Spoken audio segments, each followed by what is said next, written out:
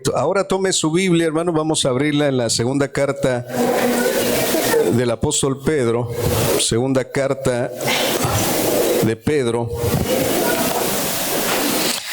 Vamos a leer solamente el primer versículo del capítulo 1. Primera carta de Pedro, segunda carta de Pedro, segunda. Haga como los autos, si estaba en primera, métale segunda. Segunda carta de Pedro, hermanos, capítulo 1, versículo 1. Bien, la palabra del Señor dice, lo leo en Nueva Versión Internacional, así: Simón Pedro, siervo y apóstol de Jesucristo, a los que por la justicia de nuestro Dios y Salvador Jesucristo han recibido una fe tan preciosa como la nuestra.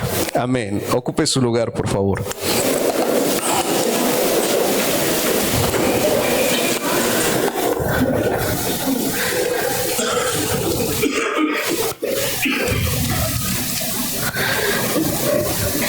Bueno, tenemos entonces en nuestras manos dos cartas del apóstol Pedro.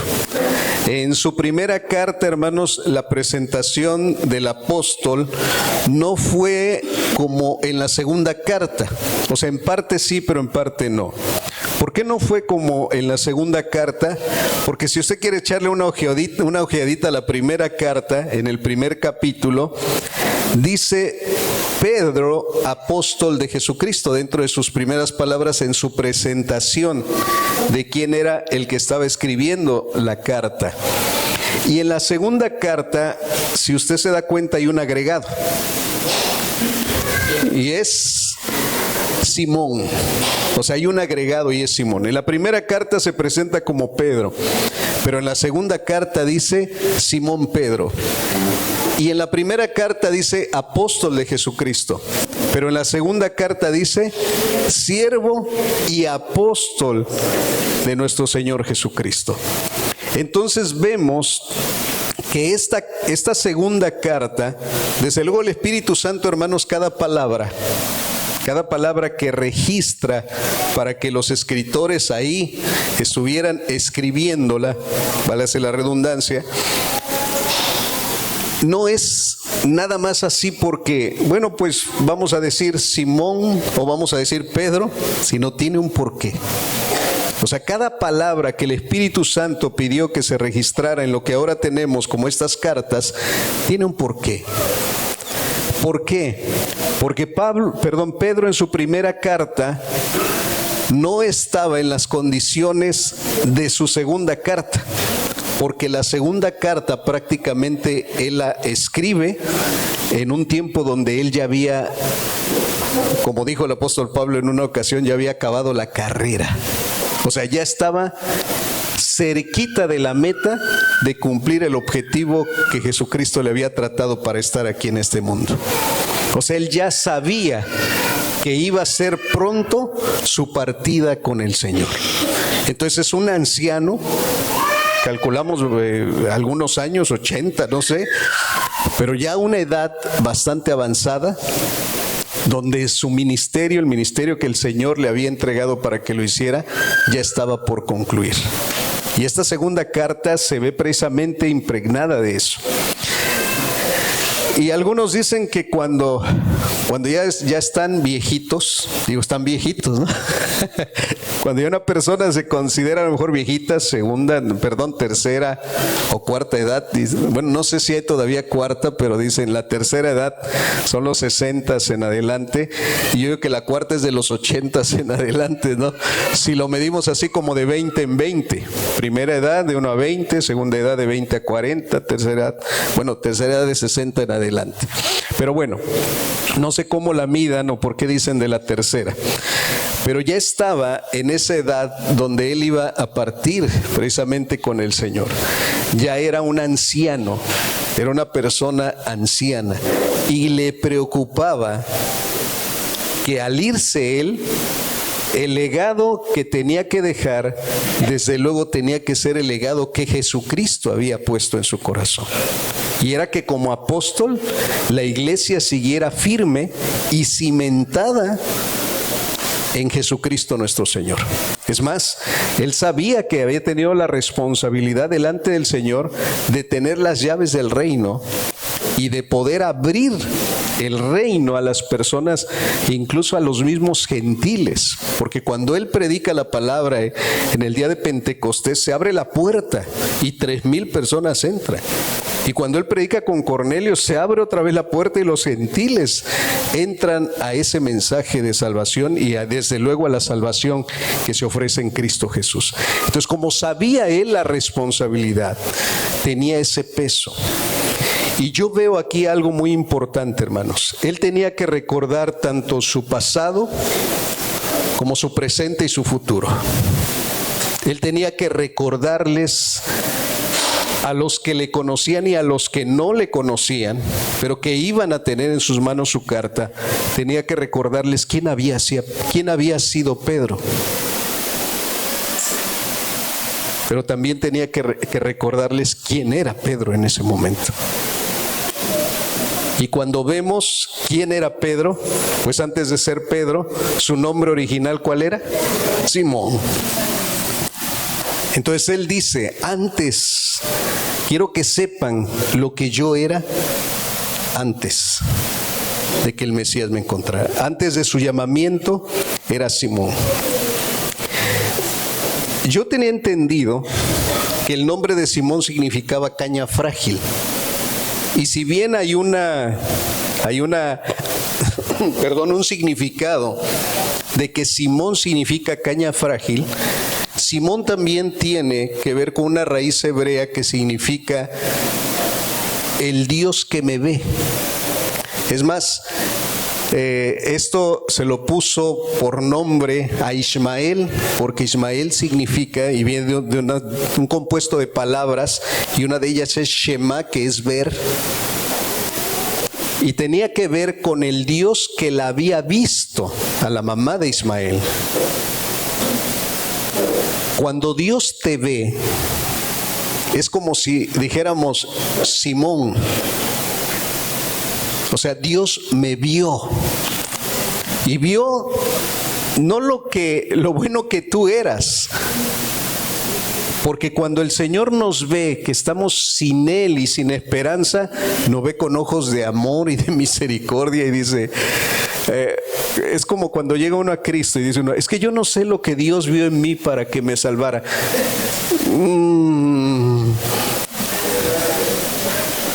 O sea, ¿acaso vio algo bueno? Decía, ay, lo voy a salvar porque sí me va a servir en mi reino. A ver, no vio por lo que tú eras. No vio a Simón, no lo vio por ser una caña frágil. Él lo vio por lo que él iba a hacer a futuro con él. Entonces, el Dios que te ve el producto terminado. El Dios que te ve no ve la condición en la que estás, sino ve la condición a la cual puedes llegar en las manos de Él. Y Simón quería que se enteraran de eso. Quería que recordaran que hubo un hombre que negó 3 veces al Señor. Que hubo un hombre al que le dijo, apártate de mí, Satanás. Que hubo un hombre que no pescó nada y el otro día pescó mucho y tuvo que arrojarse al agua desnudo, avergonzado de que había visto al maestro. Tenían que darse cuenta de quién había sido, pero no se tenían que quedar con la visión de solamente verlo en términos humanos. Porque si solamente vemos a Pedro en términos humanos, lo vamos a ver hundirse en medio de la mar. Lo vamos a ver negar al Señor. Lo vamos a ver cobarde si solamente nos quedamos con Simón. Y lo que Él nos quiere llevar a ver, o el Espíritu Santo nos quería llevar a ver, es ver a Pedro, a Cefas, como el Señor le cambió el nombre. Le dijo, ya no serás Simón, sino serás Pedro, serás Cefas. El Espíritu Santo quiso registrar estos 2 nombres. Y miren, en el Evangelio de Juan se registra precisamente cómo Jesucristo le cambió el nombre. Juan capítulo 1, versículo 40 al 42. para quienes queremos recordar o que no sabemos, pero hoy lo queremos aprender, cómo fue que el Señor le cambió el nombre a Simón. Vamos a Juan, Evangelio Juan, capítulo 1, versículo 40 al 42. Dice así. Perdón, hermanos. Dice: Andrés, hermano de Simón Pedro, era uno de los dos que había oído a Juan el Bautista, dice, y habían seguido a Jesús. Este halló primero a su hermano Simón, allí está, y le dijo: hemos hallado al Mesías, que traducido es el Cristo, y le trajo a Jesús. Y mirándole Jesús dijo: tú eres Simón, hijo de Jonás, tú serás llamado Cefas, que quiere decir Pedro. Ahora se lo leo en la Nueva Versión Internacional porque hay una variante ahí que a lo mejor no me voy a entrar mucho a explicarle, pero quisiera que la considerara por si en algún momento dice usted, ¿se equivocó la Biblia? No, la Biblia no se equivoca. Es Juan 1:40 al 42 en Nueva Versión Internacional. Dice: Andrés, hermano de Simón, era uno de los dos que al oír a Juan habían seguido a Jesús. Andrés encontró primero a su hermano Simón y le dijo: hemos encontrado al Mesías, es decir, el Cristo. Luego lo llevó a Jesús, quien mirándolo fijamente le dijo: tú eres Simón, hijo de Juan, serás llamado Cefas, es decir, Pedro. ¿Cuál es la diferencia? Pues el nombre del papá de Simón. O sea, la diferencia en la Reina Valera 60 lo traduce como Jonás y en la Nueva Versión Internacional lo traduce como Juan. Y esa parte, hermanos, hay muchas explicaciones, usted puede buscarlos y hay muchas explicaciones de por qué el nombre de Juan y luego el de Jonás. Pero son asuntos de traducción, o sea, son más asuntos de traducción que tienen que ver con las traducciones que se hicieron para que se pudieran, desde luego, agrupar en un solo nombre. Porque luego Mateo registra las palabras de Jesús cuando escucha esa revelación que le da Dios a Pedro, y Pedro se lo comparte a Jesús y le dice: tú eres el Cristo, el Hijo del Dios viviente. Y Jesús le contesta y le dice: no te lo reveló carne ni sangre. Y le dice un nombre, o sea, a ti no te lo reveló carne ni sangre. Y le dice: Simón, hijo de Jonás. Entonces, para que hubiera de alguna manera, o sea, hubiera esa coincidencia en el nombre, algunos lo tradujeron como Jonás y algunos lo tradujeron como Juan. Pero el problema no tiene que ver con si son personas diferentes, sino que era la misma persona con un nombre diferente. Y ahora, como vemos en el caso de, ¿era Pedro, era Cefas o era Simón? Bueno, era Pedro, era Cefas y era Simón. ¿Era Juan o era Jonás? Era Jonás y era Juan. El problema es en las traducciones, pero es la misma persona. Entonces, sea que el papá de Simón se llamara Jonás, como lo traduce la Reina Valera 60, o Juan, como lo traduce la Nueva Versión Internacional, no cambia el hecho y el principio de que el Señor tenía un propósito con él. Y de que en ese momento lo estaba llamando y que no estaba viendo lo que hasta ese momento Pedro había visto de su vida, que era un simple pescador, que era un hombre que tenía también un hermano llamado Andrés, que se dedicaban a la pesca y que ese día iba a cambiar su vida para siempre. Y que Jesús ahora, de ahí en adelante, no lo iba a llamar más pescador de peces, sino que ahora lo iba a llamar pescador de hombres. Iba a cambiar su propósito. Y como tenía que cambiar su propósito, tenía que cambiarle también el nombre. Amén. Hermanos, qué bonito sería. A veces nuestros padres nos ponen un nombre, a veces feo y a veces feo en el significado, ¿no? Hoy, gracias a Dios, creo que ya se están dando las facilidades para poder cambiar los nombres. Antes costaba, a veces hasta cambiar una letra del nombre costaba. Hoy también cuesta, pero ya no cuesta tanto como costaba antes. Pero antes, como no había tantos registros como los tenemos aquí, el Señor llegó y le dijo: ya no serás más Simón, sino ahora tu nombre será Cefas o Pedro. ¿Y qué significa Cefas o Pedro? Piedra. Y ahí le estaba revelando la firmeza que iba a tener después. ¿Qué significa Simón? Dios ha escuchado. Dios, ¿qué le dije? Dios ha visto. No, Dios ha escuchado. O sea, no solo lo vio, sino que también lo escuchó. Porque la palabra Shema significa oír. Entonces, Dios no solo lo vio, sino que Dios lo escuchó. Muy posiblemente los padres, en este caso Juan o Jonás, le pusieron Simón porque Dios los había escuchado. Entonces, en ese momento, hermanos, Dios en el corazón de cada ser humano pone algo que no se ve hasta que hay un nuevo nacimiento, hasta que hay un llamado de parte del Señor. Ahora, el llamado de Pedro tiene que ver con que había una multitud de gente. Y dentro de esa multitud, Dios escoge discípulos. Y dentro de esos discípulos, Dios escoge apóstoles. Pero dentro de esos apóstoles, el Señor Jesús tenía gente más íntima. Y algunos lo expresan en números. Por ejemplo, de las grandes multitudes, había miles de personas que le seguían. Por ejemplo, el día que multiplicó los panes y los peces, había más de 5,000 personas. Sin contar desde luego a los niños y a las mujeres. O sea, había multitud de gentes.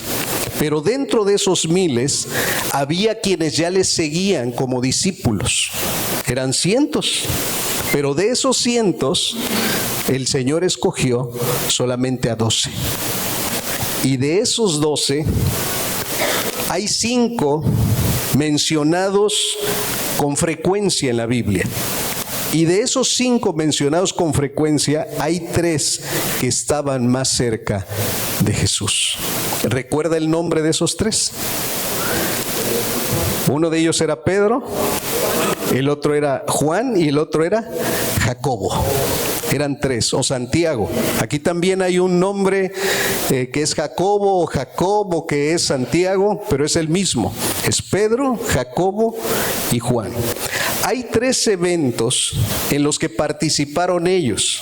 Por ejemplo, cuando Jesús resucita a una niña, dice que todos se vayan, dice que solamente se quedan 3. Pedro, Jacobo y Juan. Y son testigos ellos de la resurrección de esta niña. Otro evento es la transfiguración, un hecho que después Pedro en su segunda carta lo menciona. La transfiguración fue un evento sobrenatural en un monte. El Señor se transfigura y dice que se aparecen Moisés y Elías a su lado. Y se escucha una voz, resplandece Jesucristo, y se escucha una voz que dice: este es mi Hijo amado, en el cual tengo contentamiento. Todo esto no lo oyeron los 12. Todo esto no lo oyeron los 5 que más se mencionan en la Biblia. Todo esto lo oyeron solamente 3. Pedro, Jacobo y Juan. Y otro de los eventos a los que se acercaron para poder estar en esa intimidad con Jesús fue cuando Jesús dice que va a Getsemaní. Y se lleva a Pedro, a Jacobo y a Juan. Y le dice: quédense aquí y espérense. Y él se va más adelante. Regresa, los encuentra durmiendo, pero son los que más cercano estaban a Jesús. Estos 3 eventos marcaron la vida de estos 3 apóstoles. Y Pedro se encontraba allí. Pero todavía estaba en la condición de Simón. ¿Por qué estaba en la condición de Simón? Porque al final negó a Jesús. Veo su llamado, veo la manera en cómo Dios empezó a trabajar en su vida. Veo cómo Dios no lo dejó como Simón, sino que empezó, hermanos, como aquel escultor que toma una piedra rústica y no ve solamente lo rústico que es la piedra, sino que en su mente ya ve la figura que va a tallar. Y empezó a dar cincelazos. Lo llevó a ver cómo se resucitó muerto. Lo llevó a ver cómo él se transfiguraba y cómo tenía que oír la voz del Padre dando testimonio de que él era el Hijo de Dios. Y lo llevó hasta el último momento donde iba a empezar su vía crucis de Jesús, para que se diera cuenta lo que era negarse a sí mismo.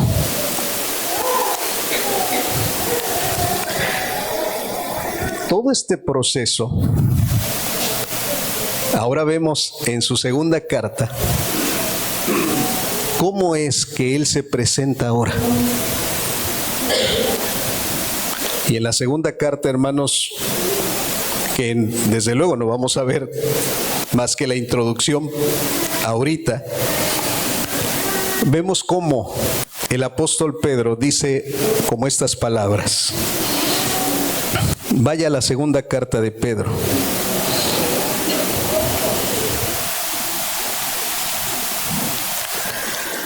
Quisiera que leyéramos, hermanos, el versículo 3 al versículo 11. Segunda carta de Pedro, capítulo 1, versículos del 3 al 11. Dice así. Dice, su divino poder, al darnos el conocimiento de aquel que nos llamó, habla de llamamiento, por su propia gloria y potencia, nos ha concedido todas las cosas que necesitamos para vivir como Dios manda. Así Dios nos ha entregado sus preciosas y magníficas promesas para que ustedes, luego de escapar de la corrupción que hay en el mundo, debido a los malos deseos, lleguen a tener parte en la naturaleza divina. Aquí ya habla de que Él, hermanos, experimentó el tener parte en la naturaleza divina. Versículo 5, precisamente por eso, esfuércense por añadir a su fe virtud, a su virtud entendimiento, al entendimiento dominio propio, al dominio propio constancia, a la constancia devoción a Dios, a la devoción a Dios afecto fraternal, al afecto fraternal amor, porque estas cualidades, si abundan en ustedes, les harán crecer en el conocimiento de nuestro Señor Jesucristo y evitarán que sean inútiles e improductivos. En cambio, el que no las tiene es tan corto de vista que ya ni ve y se olvida de que han sido limpiados de sus antiguos pecados. Por lo tanto, hermanos, esfuércense más todavía por asegurarse del llamado de Dios, que fue quien los eligió. Si hacen estas cosas, no caerán jamás. Y subrayo estas palabras: si hacen estas cosas, no caerán jamás. Y se les abrirán de par en par las puertas del reino eterno de nuestro Señor y Salvador Jesucristo.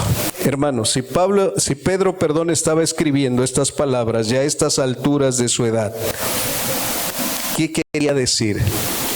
Que después de la última caída, el Señor lo levantó, se ciñó de todas estas cosas y agregó a su virtud conocimiento, y empezó a entender que la vida en Cristo es una vida integral y que necesita de todo. O sea, no es crezco en una parte y en otra parte soy como débil. El cristiano, así como Pedro, es una persona integral. No puede estar bien en un área y mal en otra. Pedro lo supo. Dijo, yo no puedo permanecer firme como un apóstol de Jesucristo sin caer si no le agrego todas estas cosas a mi fe. tengo y debo tener todo este paquete completo porque esto me servirá para no caer jamás o no volver a caer nunca. Si nuestra vida ha sido, hermanos, aplicada a nosotros como un Simón que se hunde a cada rato en la mar, que el Señor nos dice una palabra y va uno caminando y deja uno de poner la fe en la palabra que Dios te dio y te sumiste, si le has negado, si a lo mejor la has hecho las veces de Satanás expresando obstrucción a los planes y los propósitos de Dios, creo que todavía estamos en una condición como la de Simón. Pero si en el Señor agregamos todas estas cosas, vamos a estar en una condición como la de Cefas o como la de Pedro, que no va a caer jamás, que no será infructuoso, que producirá fruto y fruto en abundancia. A estas alturas, el apóstol Pedro había agregado a su fe todas estas cosas. Quisiera regresar al versículo 1 para que nosotros también, hermanos, después vamos a explicar cada una de estas cosas, pero dice el versículo 1, vuelvo a leerlo y lo repito con ustedes. Dice: Simón Pedro, siervo y apóstol de Jesucristo, a los que por la justicia de nuestro Dios y Salvador Jesucristo han recibido una fe tan preciosa como la nuestra. Señores, que no tengo fe, hermanos, la fe ya la hemos ¿qué? Ya la hemos recibido. Todos los llamados a salvación y que aceptaron ese llamado a salvación ya recibieron ¿qué? Fe, porque es por la fe que hemos sido nosotros salvos. Nadie puede decir aquí no tengo fe. Todos tenemos fe, porque el Señor nos las ha entregado. Otra versión dice, la hemos alcanzado. Nos concedió el Señor el creer en Él. Porque el que se acerca a Dios, para empezar, tiene que creer que hay Dios. Usted y yo creímos que había Dios. Usted y yo creímos en la salvación de nuestro Señor. El apóstol Pedro creyó. Y dice que en una ocasión a los 12 sopló y les dijo, reciban el Espíritu. Y todos los traductores de la Biblia y los que escudrillan dicen, en ese momento los discípulos estaban naciendo de nuevo. Cuando recibieron el Espíritu Santo. Porque el que hace y produce en la vida el nuevo nacimiento es el Espíritu. Pedro tuvo que experimentar el nuevo nacimiento. Esto fue después de la resurrección. La obra de Cristo tenía que completarse. Estaban en transición. Y como la obra de Cristo ya había dicho consumada es, él ya había participado de la vida de Cristo. Vio la resurrección, vio al Cristo resucitado, creyó en Él, nació de nuevo y empezó una nueva vida. Una vida de Cefas, una vida de Pedro. En nosotros, hermanos, ya hemos empezado una vida porque la Biblia dice que somos. No dice que llegaremos a ser. Recuerde las palabras de Pedro en su primera carta. Ustedes son piedras vivas. ¿Qué quiere decir esto? Que Pedro estaba diciendo, ustedes también son piedras como yo. Amén. Era necesario que recordara en su segunda carta lo que fue, pero era necesario también recordarles lo que Él es en Cristo. Yo soy Pedro. No solo soy Simón, no solo fui Simón, ahora soy Pedro y es más, soy siervo y apóstol de Jesucristo para la gloria de Él. Agreguemos como si nos hiciera falta algo, hermanos, pero ya el Señor ya no lo dio y tenemos que descubrir dentro de nosotros lo que ya tenemos en Cristo Jesús. Es que yo no tengo fe, como que no, a ver, tu mente te hace dudar a veces de lo que Dios ya te dio. pero los hijos de Dios ya tenemos fe. Así es que a la fe, virtud, a la virtud conocimiento, al conocimiento dominio propio y toda la lista que se encuentra ahí, amor fraternal, todo tiene que estar manifestado en tu vida para que no caigas jamás. Pedro, si Jesús no lo hubiera encontrado, no hubiera cambiado su vida, ni hoy estuviéramos hablando de él. Hubiera sido un pescador que pasó a la historia como ¿qué? Como pescador. Pero como Cristo lo encontró, hoy, hermanos, estamos hablando de una persona totalmente diferente, de pescador a pescador de hombres, de un simple pescador a un apóstol enviado por Jesucristo. De Galileo, porque ¿acaso de Galilea podría salir algo bueno? De una persona que vivía en las zonas marginadas del pueblo de Israel, a una persona que ahora reconocemos que estuvo cerca de Jesús, que estuvo con Jesús y que él, además tengo una nota aquí, hay una ciudad preparada en los cielos llamada la Nueva Jerusalén que tiene 12 cimientos y en uno de esos cimientos va a estar el nombre de Pedro.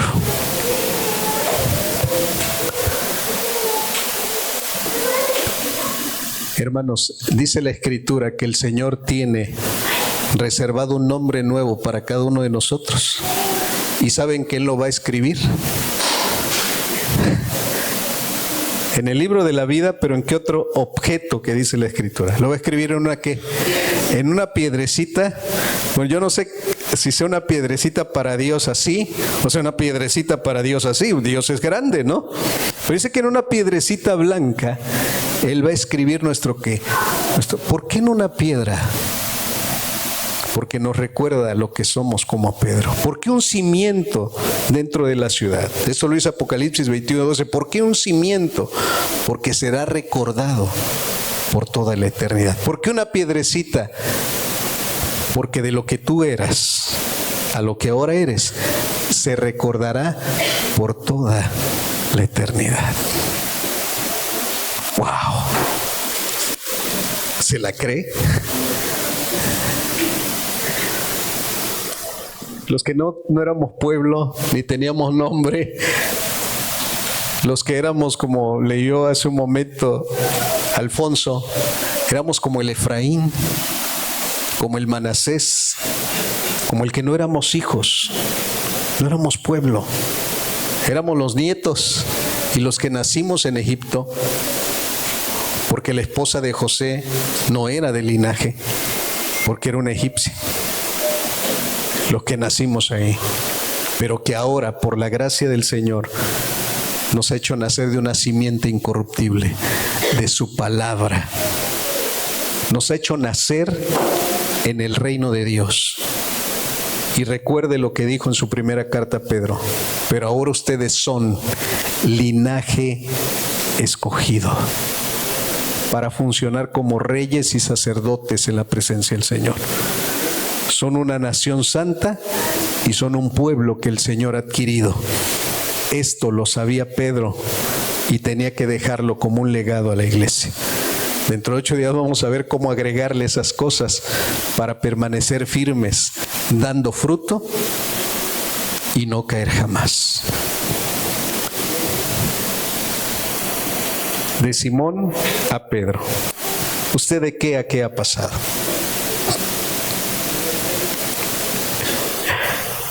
¿De qué a qué? ¿Cómo era?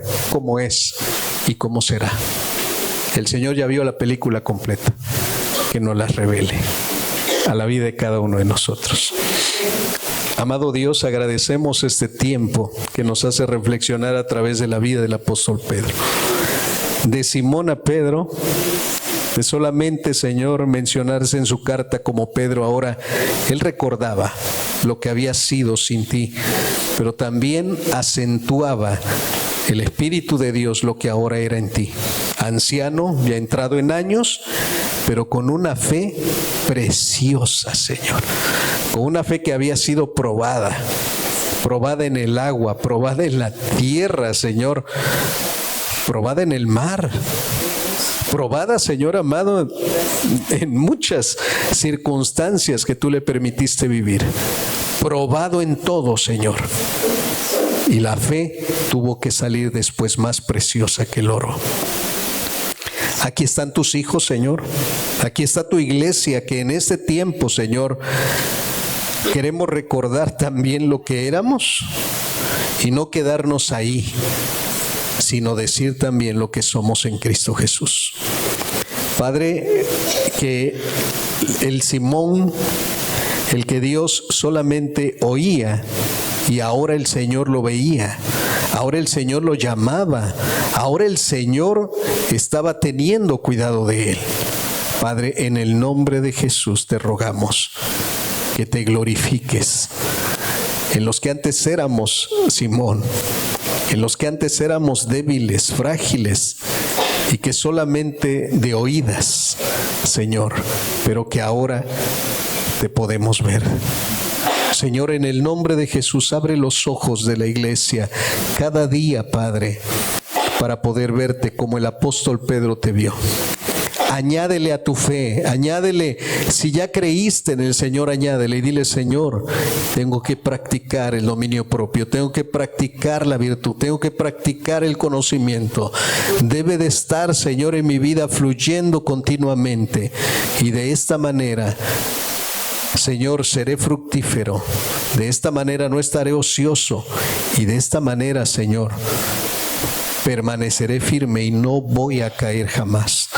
Te ruego en el nombre de Jesús, Señor, que cada uno en la iglesia permanezca, Señor, firme. El diablo intentará.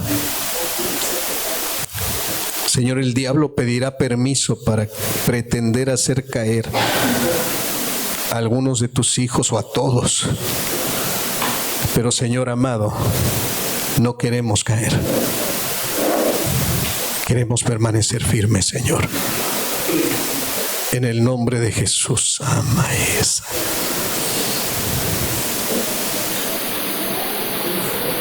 En el nombre de Jesús te pedimos, Señor.